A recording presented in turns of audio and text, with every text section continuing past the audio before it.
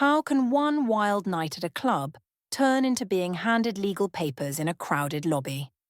What happens when a wife insists she just needed one night of freedom, while her husband quietly collects every receipt and answers her in public with orders that start today? Can she still call him the villain when the result of her own choices lands in her hands? My name is Nerida Vale, and I am not the villain. I tell myself that every time Elias gives me that look, he stares like I have already done something wrong, something unforgivable. Tonight I only wanted to plan a simple girls' night, wine, loud music, maybe a club, maybe just stupid dancing. I work hard all week and I deserve one night. He should be proud that other people still think I look good. Instead, he acted like I was asking permission to rob someone. He came into the kitchen while I chopped vegetables, already tense. He asked what time I would be home from the club. I said I did not know, it depended on the girls. He asked who exactly was going, like I was a teenager. I told him Tanya and maybe some friends from work, that's all. He asked if guys from work would be there too, voice tight. I laughed and said, "It's a club. Of course, men."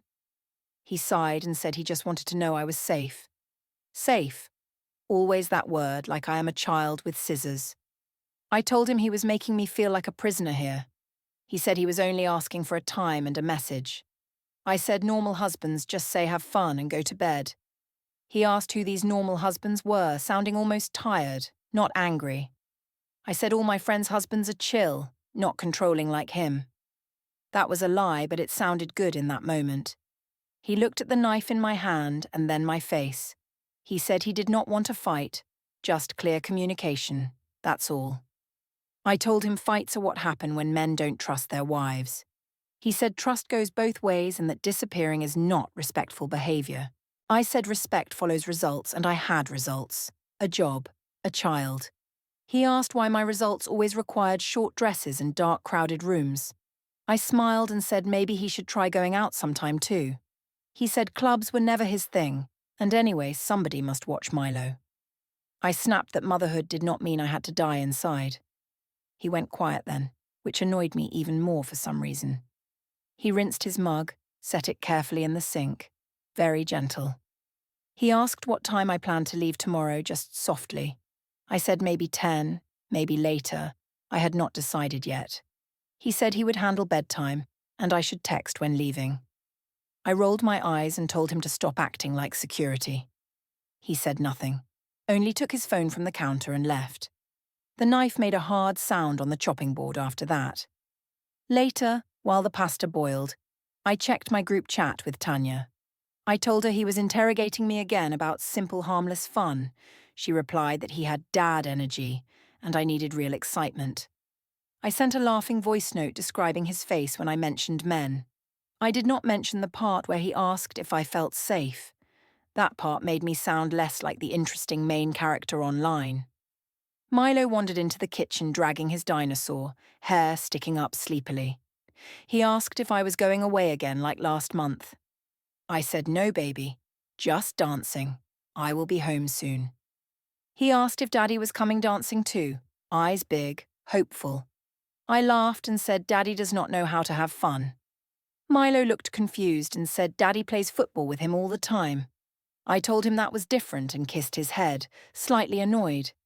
Elias watched us from the doorway, expression blank, arms crossed loosely. After we ate, Elias cleared the dishes while I scrolled outfits on my phone. He asked if we could talk later, after Milo was asleep, maybe. I said sure, but my voice probably sounded flat or cold to him. He tucked Milo into bed reading the same dinosaur story again. So predictable. I listened from the hallway and thought about bright lights and heavy bass. When he came back to the living room, he brought his laptop. He sat at the small desk and opened the screen, back turned. I pretended not to watch, but the glow bothered me. At some point, his phone on the table buzzed with a reminder. The screen flashed Harbour Cafe, 8:10 a.m. Meeting, personal in pale letters. I had never heard of that cafe, and the label looked new. I asked if he was going on a secret date or something. He said it was just personal stuff and he did not owe details. That answer irritated me more than any lecture would have. I said so now he can have private meetings, but I cannot. He said I could do whatever I wanted as long as I was honest. I said honesty is exactly what I give. He just hates my truth. He looked at me slowly and said, "My truth changes every story." I laughed like it was a joke, then typed faster on my phone. In the group chat, I wrote that he had some weird secret appointment. Rihanna replied that men always project their own cheating fears on women. I liked that message and let it settle inside me like proof. When I finally went to the bedroom, he was not there yet. I lay on my side and scrolled club photos, checking tagged locations. Some girls from the office had posted videos from last weekend, flashing lights. I imagined myself in those clips, hair shining, dress tight, free. I thought about how jealous Elias would look if he ever saw. The idea made me smile in the dark more than I expected. The mattress shifted later, but only on the far edge for a moment. Then the weight disappeared, and footsteps moved down the hall, slow. I heard the soft click of the guest room door closing firmly. I told myself he was being dramatic over one simple night out. I decided if he wanted distance, I would give him a show. The morning after his cafe thing, I felt strangely triumphant. He had chosen the guest room, not me, I thought. If he wanted distance, then fine. I would enjoy freedom. At the office, I told myself nobody needed to know, but my mouth always runs faster than my careful thoughts.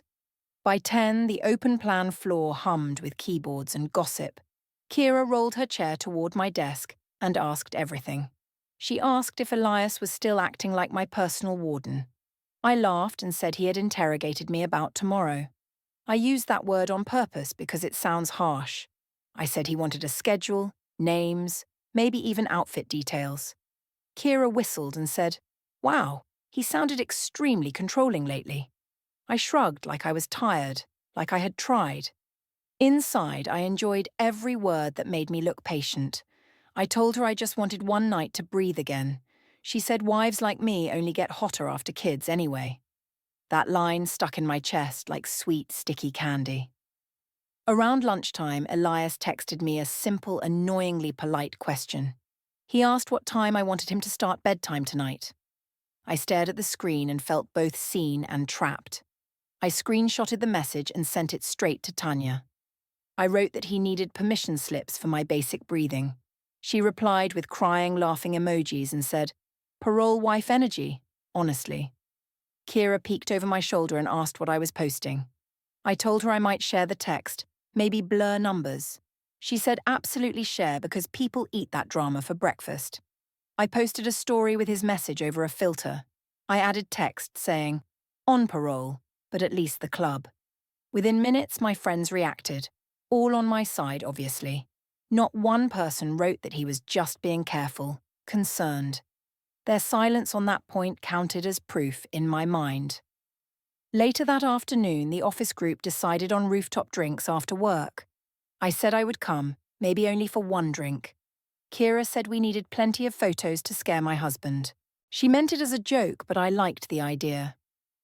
Around 3, my manager, Mrs. Patel, passed my desk very slowly. She asked if I had a moment to talk in private. In her small office, she closed the door and sat carefully. She said some clients follow staff on social media these days. She mentioned my recent stories about clubbing and a controlling husband. She asked if everything at home was okay or getting unsafe. I quickly said it was just jokes, nothing serious, just venting.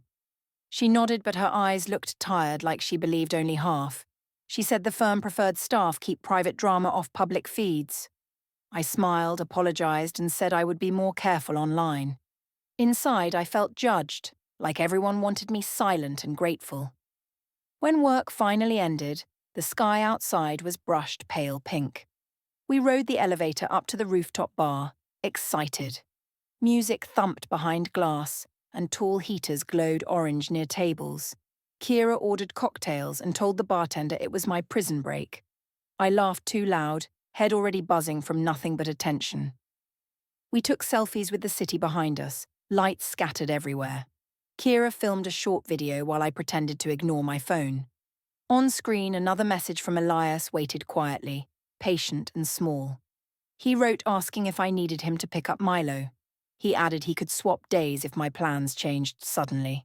I showed the notification to Kira and rolled my eyes dramatically. She filmed my reaction, captioning it with something about parole conditions again. I felt seen, not by him, but by everyone watching later. By the time the sun dropped, my inbox buzzed with reactions.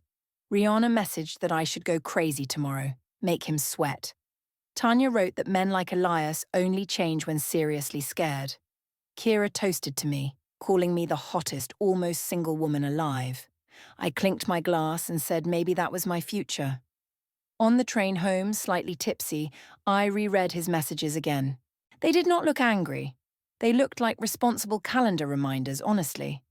That annoyed me even more because I wanted him to be dramatic. The apartment felt quiet when I walked in, shoes in hand. Elias sat at the small desk again, laptop open, headphones around. A spreadsheet glowed on the screen, just rows of dates and letters. When he noticed me watching, he minimized the window in one click.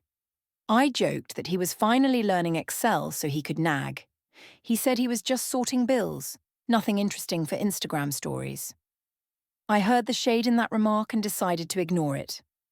On the shelf behind him, I noticed a new thin binder. The label read, Utilities, but it looked thicker than our usual bills. His wallet and keys now hung on a hook near the guest room. He used to throw them in the bowl by the front door. The change felt like a line drawn quietly, not discussed at all. I asked where he was going tomorrow since everything seemed so organized suddenly. He checked his phone and said he had a personal meeting. A notification flashed briefly, reading Midtown Hub, 6:35 p.m. Meeting, personal. I teased that he was acting very secretively for someone claiming pure honesty. He said I did not like details anyway, only stories that fit. That stung more than I admitted, so I scoffed and left. In bed, I scrolled through comments, soaking in strangers calling me brave. Down the hall, I heard the guest room door close again softly. By Saturday afternoon, the group chat already buzzed like a broken hive. Tanya kept sending outfit photos, asking which dress screamed dangerous, not married. I chose the sparkly one for her, then something tight for myself. Kira asked what time we were hitting the club that night. I typed late after 10, adding a winking emoji for drama. Elias stayed in the kitchen most of the day, quiet, steady. He made sandwiches with Milo, cut the crusts off carefully. I floated around them, pretending I had big, important social plans. He asked what time I was leaving, voice even, not sharp. I said when the girls were ready, maybe 10, maybe later. He nodded and asked if Tanya was driving or they using rideshare. I said we would figure it out there, don't worry, relax. He said he worried because last time I figured it out poorly. I told him that was one time and I got home alive. He said alive was a low bar, especially for a mother. I messaged Tanya immediately saying he had called me a bad mother. He actually had not used those exact words, but close enough. She replied that he sounded panicked, and panic meant control, not care. I loved how good I looked when she rewrote his concern. In the late afternoon, I showered and shaved with careful focus. Steam filled the bathroom while club music played from my phone. I checked myself in the mirror, turning, making sure everything still worked. I thought, people at the club will see me properly, finally. At home, I was just Milo's mom and Elias's wife. In that mirror, I was still Nerida, someone people turned toward. When I walked into the living room in my dress, Milo stared. He said I looked like the princess from his cartoon movie. I smiled, spinning a little, feeling better than I had expected. He asked if Daddy was coming to the party with me. I laughed and said this was boring adult dancing, not kid dancing. He frowned and asked who would dance with Daddy then tonight. I said Daddy had his own fun. He secretly liked his spreadsheets. Elias looked up briefly from his laptop, expression unreadable, then closed it. He asked me to send the club address before I left later. I said of course, rolling my eyes, but not enough for Milo. He asked again, slower, saying if the car broke down, he'd help. I said Tanya's car never broke down, and I wasn't helpless anyway. He said he knew that, but good plans never hurt anybody. On the counter, his phone lay face down, screen lighting occasionally. For a moment I saw "meeting personal" scribbled on tomorrow's calendar. Another line said simply, "Harbour Cafe," the same place as before. I wondered how many personal meetings one quiet logistics man required weekly. Maybe he liked feeling mysterious after all, pretending to be interesting. Tanya picked me up just after 10, music already shaking doors. I kissed Milo's forehead quickly, promising I'd be home before morning cartoons. He clung a little longer than usual, small fingers pressing into my arm. Elias watched from the hallway, hands in pockets, shoulders slightly slumped. He said to text him when I arrived, just 2 words, "Arrived safe." I said sure, not meaning it, eyes already on Tanya's car. In the car, Tanya asked what his problem was this time exactly. I told her he wanted timestamps and proof of movement tonight. She said he was acting like an officer, not a husband. We laughed, turned the music up, and filmed ourselves singing badly. The club line stretched down the block, shoes tapping on pavement. Neon lights painted our faces while smoke drifted from the doorway. Inside, the bass pounded through my chest like a second heartbeat. Bodies moved in waves, hands up, drinks raised, everything hot and close. I loved how quickly I disappeared into that blur of colour. Kira met us near the bar, already with a lime drink. She shouted over the music that tonight needed to be iconic content. She held up her phone, framing us with the lights behind. I tilted my head, pushed my chest out, and smirked knowingly. Someone whistled from nearby, and I felt years of boredom peel away. That someone turned out to be Rafa, friend of Tanya's older cousin. He wore a black shirt that clung and a promoter wristband. Tanya yelled something about shots, and Rafa signaled the bartender smoothly. He asked where my husband was, then said boring men hated neon. I told him Elias preferred spreadsheets and quiet dinners, not real fun. He laughed and said then I needed to borrow a substitute tonight. The line sounded cheesy, but I enjoyed how easily it rolled out. We danced for a long time, pressed into crowds, drinks in hands. I felt electricity from strangers' eyes, even if nobody really knew me. Sweat slid down my back, but I pretended it was glitter. At some point, my phone vibrated hard against my leg several times. I ignored it, pretending I was a woman nobody could reach. On a track change, I stepped toward the smoking patio with Rafa. The air outside was cooler, full of smoke and perfume mix. A group of people laughed nearby, camera flashes lighting their faces. I finally pulled my phone out, screen bright in the dark. There were 3 messages from Elias, spaced, not frantic, just steady. First, he asked if we got there okay and how busy. Then he asked if we had a way home planned clearly. Last, he asked around what time I thought I might head back. No threats, no accusations, just concern that somehow irritated me more. I showed the screen to Tanya and said he was blowing up. She squinted and said those looked like regular questions, not explosions actually. I said that was how controlling men worked, hiding behind calm words. Rafa leaned over, reading, and chuckled that my husband sounded like HR. I decided that was the story now. My husband, as human resources. Kira came outside and lifted her phone, asking us to stand together. She wanted a shot of Rafa behind me, arms almost around. I leaned back against his chest, not fully touching but close. She recorded a short clip while I laughed into his shoulder theatrically. In the corner of the screen, my notification banner appeared again briefly. Elias's latest text read, "Are you okay? Been calling. Please respond quickly." The words slid under the video like subtitles I had no interest reading. I muted my phone and flipped its screen down on the patio table. I told myself if he trusted me, he wouldn't need constant updates. I told Rafa I was the responsible one at home always. I said someone else could worry tonight because I was off duty.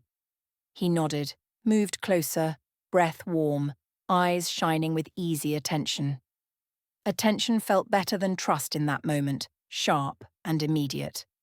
Much later, after more drinks than I counted, my memory blurred.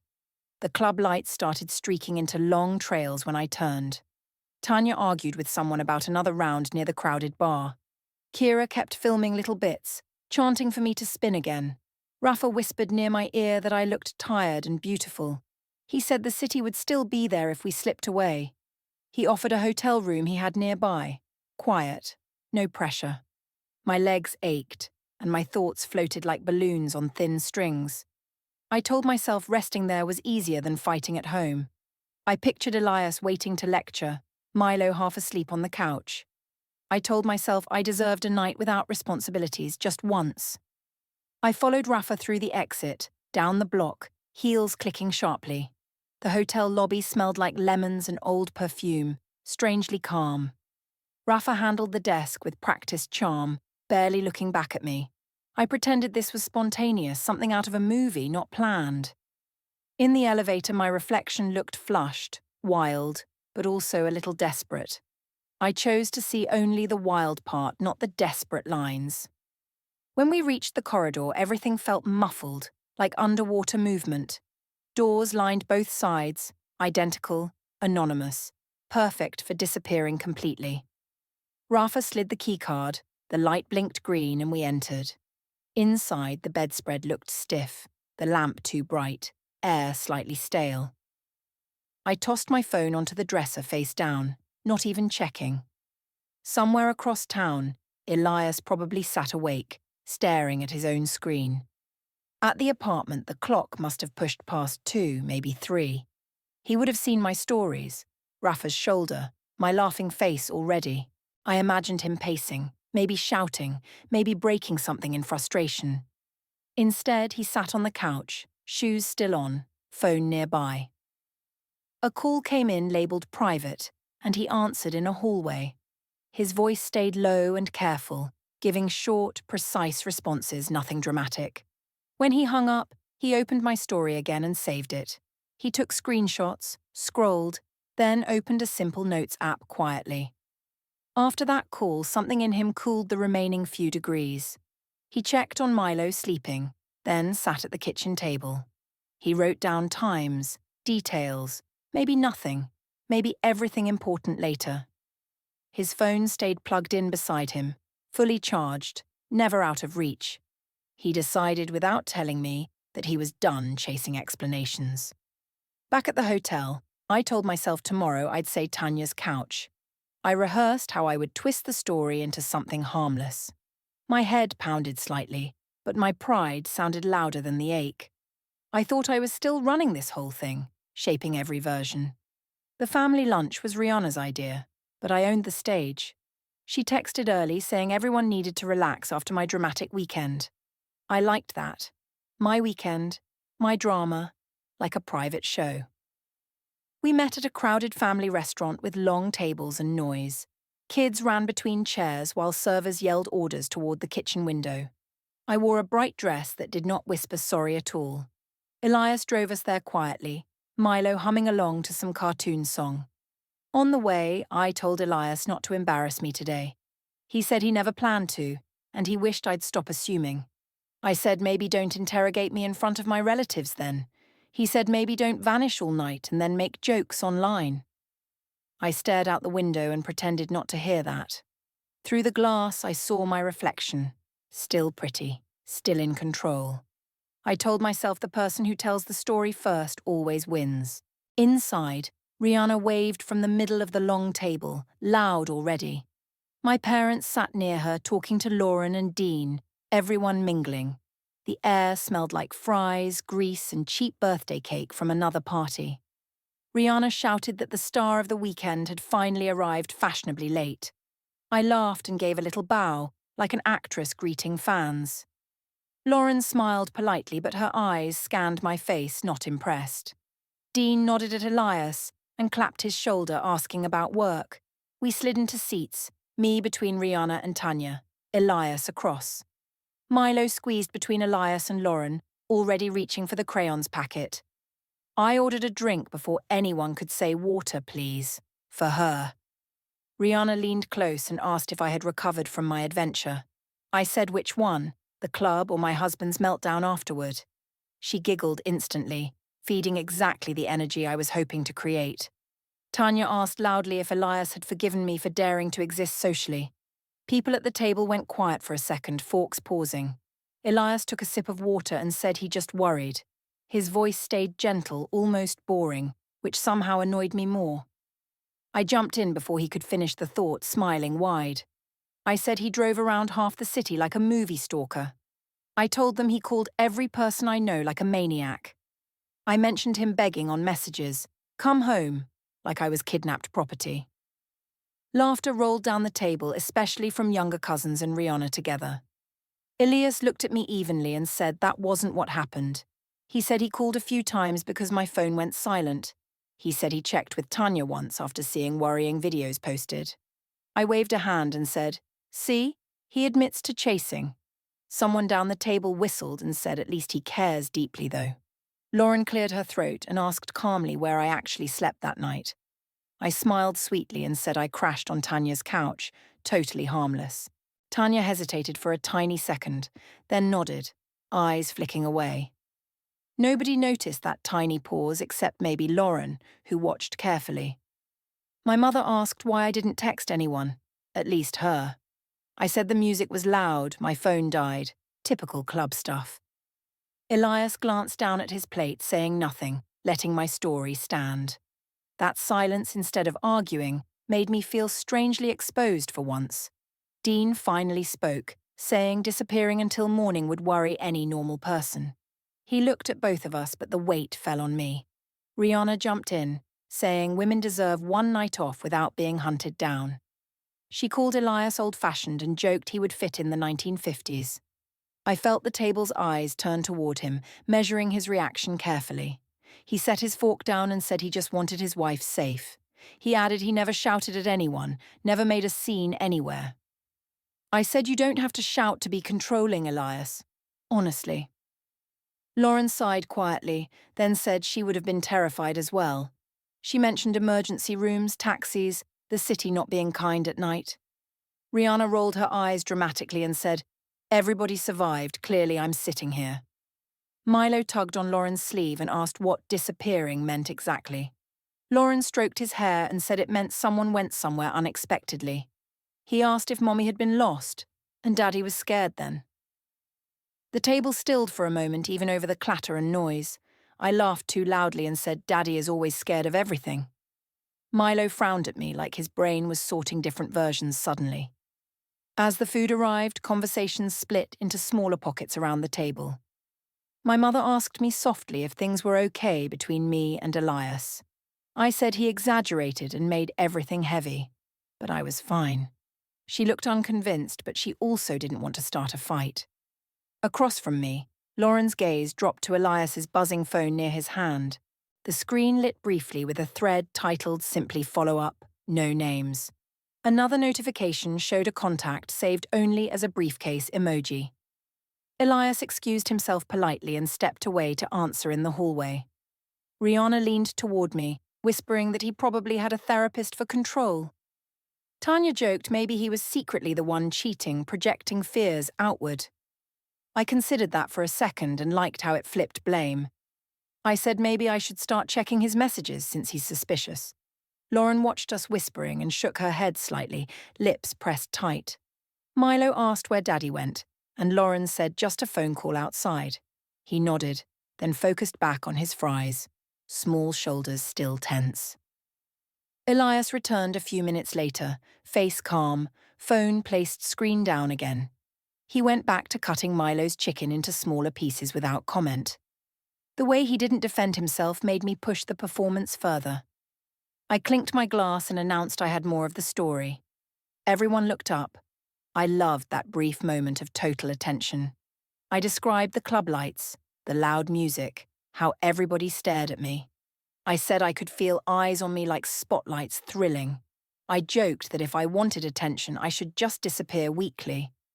Cousins laughed. Rihanna slapped the table, saying I should monetize that chaos. Elias said quietly that some people experienced that night differently than my version. I told him memory is subjective, and mine is simply more entertaining, obviously. A couple of relatives chuckled awkwardly. Lauren's face stayed completely still. When dessert menus came, conversation shifted to birthdays and school schedules. I leaned back, satisfied, sure I had won the room's sympathy. But I noticed Lauren and Dean glancing at each other when I laughed. They were having a silent conversation I suddenly wasn't part of anymore. After lunch, we all walked to the nearby park with Milo. The playground was busy, children shouting, swings creaking, parents half watching from benches. I sat on a bench with Tanya and Rihanna, scrolling my phone. We watched Milo climb the little rock wall while Elias spotted him. Tanya said the story had landed well. Nobody really blamed me there. Rihanna agreed, saying everyone was too polite to say they admired me. I chose to believe that, instead of thinking about Lauren's steady eyes. Elias stepped away with his phone again when it buzzed softly. This time he stood near the path, back turned, shoulders very straight. I heard only pieces of his voice, calm, low, giving details. He ended the call, saved something on his screen, then joined Milo. Milo ran to the bench a few minutes later, cheeks flushed from climbing. He asked if Daddy cried when Mommy was gone in the night time. My stomach tightened, but I kept my face relaxed and bored-looking. I said Daddy always worries too much. It's his favourite sport, worrying. Milo looked at Elias, then at me, trying to choose a truth. He said quietly that Daddy sat on the couch with shoes on. He remembered waking that night and seeing him staring at the door. Elias knelt next to Milo and said grown-up problems weren't kids' fault. He added that both parents loved him and would always keep him safe. I snapped that he shouldn't say dramatic things like that in front children. He looked up at me, eyes clear, and said he was simply honest. On the walk back to the cars, Lauren fell into step beside me. She said she hoped I realized how scared Elias had been that night. I said fear was his problem, not mine. I refused that burden. She replied that fear changes people, sometimes in ways you don't notice immediately. When we reached the parking lot, I saw Elias's trunk slightly open. Inside were neat reusable bags, a folded jacket, and a document bag. Everything looked organized, not messy, like he could leave quickly if needed. My heart skipped once, then I told myself I was being paranoid. That evening at home, he gathered a few stacks of paper onto the desk. I saw labels on binders: home, auto, bank, evenly spaced and straight. His laptop pinged with a tiny cloud message. File uploaded successfully. I joked he was pretending to be an important executive in this apartment. He didn't rise to it. He only asked if Milo's homework was finished. Later, alone in the bedroom, I replayed the lunch in my head. At first I felt satisfied, remembering laughs and sympathy from my side. But then I kept hearing Milo's question about Daddy crying when I vanished. I pushed that thought away and focused on choosing tomorrow's selfie instead. Down the hall, paper rustled, the shredder hummed softly, and a drawer closed. I told myself he was just being dramatic with his little organizing obsession. I decided the best cure for his seriousness was more bright chaos. By Monday, the apartment felt like a quiet office instead of home. His things lived in the guest room now, drawers neatly filled. In the kitchen, 2 lonely mugs waited on opposite counters every morning. On the fridge, a yellow sticky note read, "Bring forms," underlined twice. Next to it, our wall calendar showed one red-circled Thursday quietly coming. His phone alarm later flashed. Paper drop, 11:50 a.m. Then silenced. I openly mocked the phrase and said he sounded like a bored clerk. He only shrugged and asked me to email schedule changes, please. At school pickup, he stood apart, talking softly into his phone. He gently asked later if we could keep everything about Milo written. That night I burst into the guest room, demanding real conversation. He listened, then said calmly he'd handle things properly from now on. He texted asking to meet in the downtown office lobby alone. He wrote it was about Milo and bills, nothing dramatic today.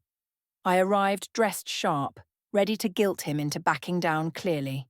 Workers crossed marble floors, elevators chimed, everything echoing like a movie around. Elias stood near a column, hands folded, face calm and unreadable. Before I reached him, a stranger stepped forward, holding a folder. He checked my full name, then handed me a thick envelope. Inside lay a divorce petition with temporary orders printed in cold language. There were lines about custody, pick-up days, payments, and overnight guests. Dates from the club night and family lunch stared back at me. Elias said softly this was him handling everything properly, starting today. He told me further questions in email, not more dramatic stories.